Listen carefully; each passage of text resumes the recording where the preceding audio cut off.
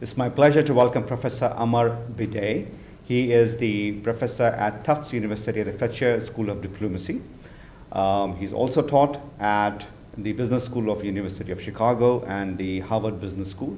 He also is an alum not just of IIT but also of Harvard Business School. It's a pleasure to welcome you. Thank you for inviting me.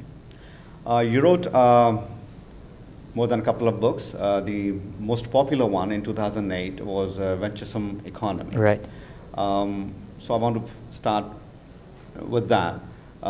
In a very connected world, innovation is the key, you said. So can you expand on that? So that book was critiquing, among other things, the world, Tom Friedman's, is it the world is flat or the earth is flat? The world is flat. The world is flat. That was critiquing the notion that countries are locked in a zero-sum game, and that the winners in this game are the ones with the most advanced technologies, the highest tech companies, and so forth. So I argued in that book that innovation is in fact not an elitist game.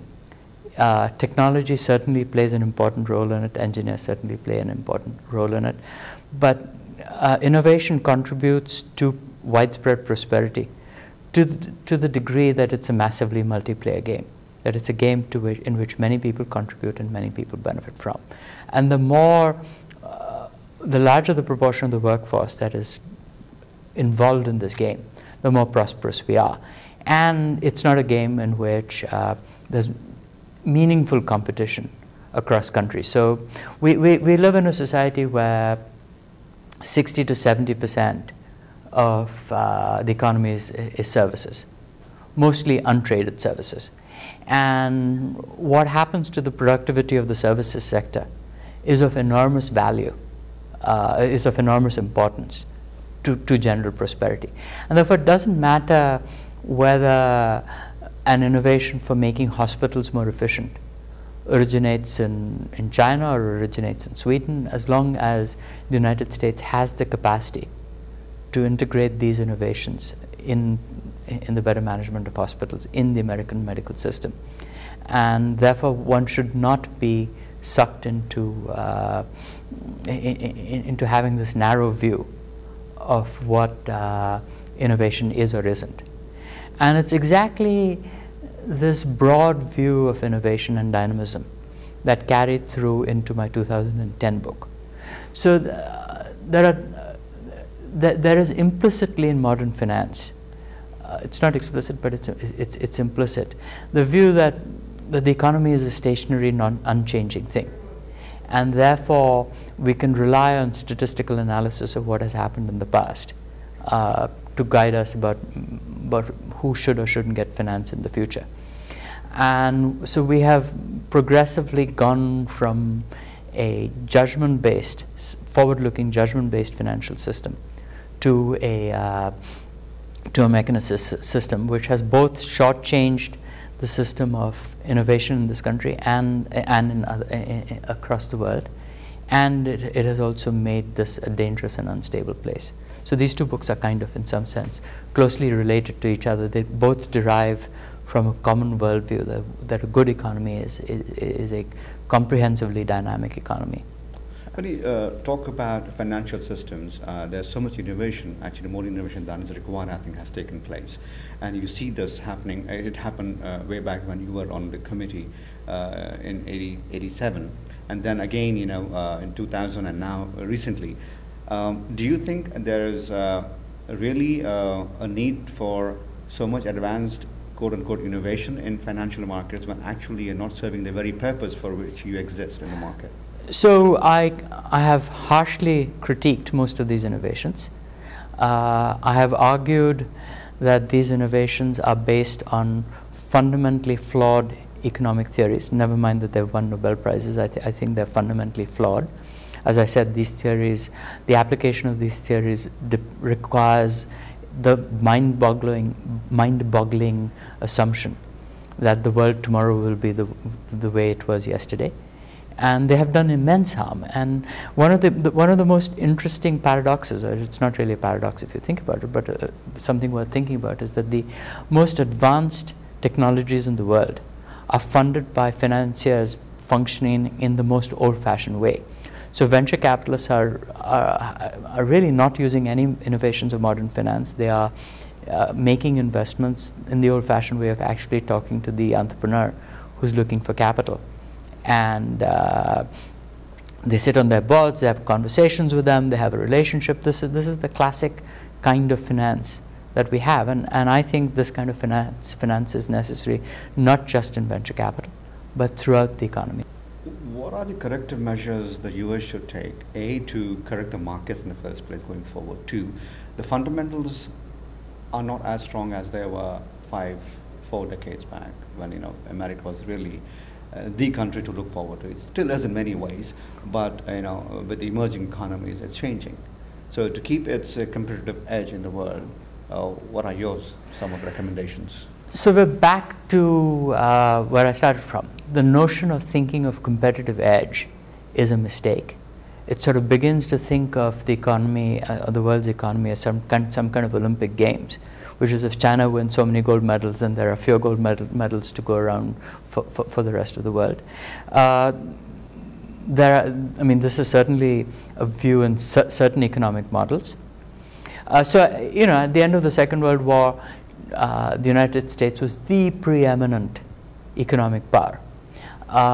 With the rebuilding of Japan and Europe, it became less preeminent. So the US share of world GDP and world innovations, et cetera, declined. Only a lunatic would say that anybody was worse off because of the rebuilding of Japan and Europe, because that caused a reduction in the American share of GDP or in the American share of innovation. So I think this is a deeply disturbing and flawed view. So just as the United States prospered as Japan rebuilt and as Europe rebuilt, just as the United States prospered as Korea and Taiwan went from the ranks of backward countries into advanced countries, why should we be at all alarmed, except possibly in a military sense, with the development of India and China? If there are more sources of technology, if there are more sources of ideas, if someone in China discovers a cure for cancer, that'd be fantastic. If somebody in China figures out how to harness solar energy, and it happens to be a Chinese company rather than an American company, so what? I mean, the World Wide Web was an innovation that came out of a Swiss lab. It was produced by a British scientist. I mean, do we complain about this? So that's not the issue. I think the issue is that we do have a serious problem with the financial system, and we are not tackling this problem. And I think the answer is actually mind-blowingly straightforward. I mean, there are some problems in this world which are incredibly hard, which is what do we do about the aging of the population? What do we do about global warming?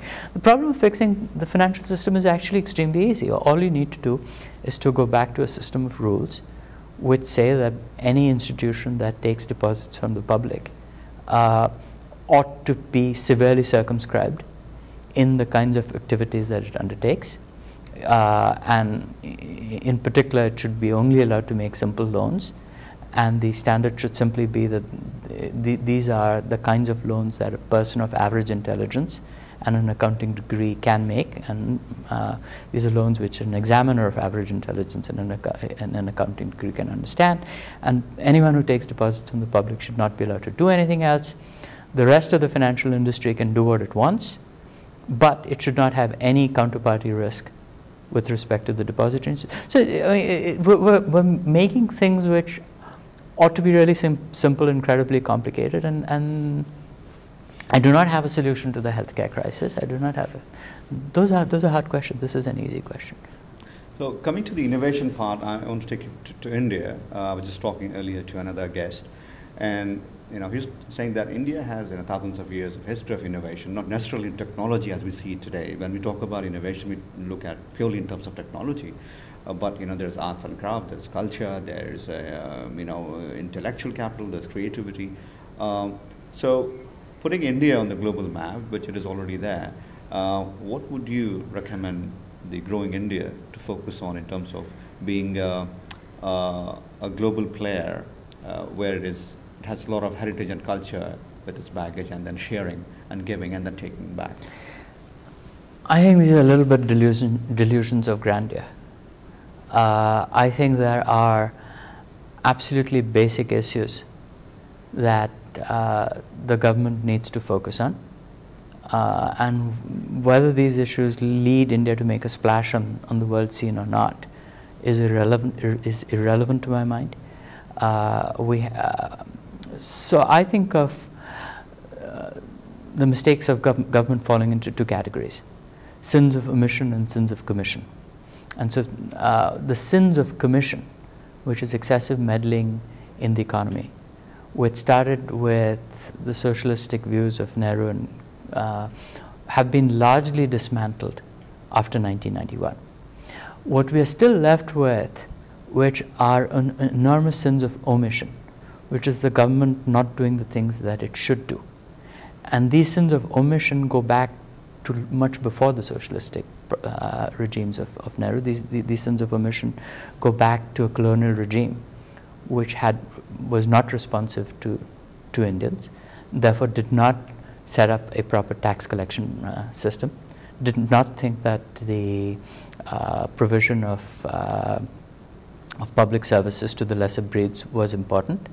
And so basic things like keeping land records, basic things like having a system of urban development that will accommodate a large number of people as they move from villages to towns, having schools that actually provide literacy. Forget what happens with high tech. I think these are serious problems which need to be tackled before we think of what India does on the global scene. And there's some individuals, there's some companies who just naturally, by dint of their, like we have, I mean, I'm not saying one should stop Ramanujan from being the greatest mathematician of his time, but that ought not to be a priority of society, which is to create more Ramanujans. Your recommendations on education, India, you are an IIT alum. You have some, a good example which everybody takes is ISP that has come up in Hyderabad. What are some of the things? Because Indian students are still competing with the rest of the world, and you are a good example, and so is the whole conference here of IIT alums have done really well.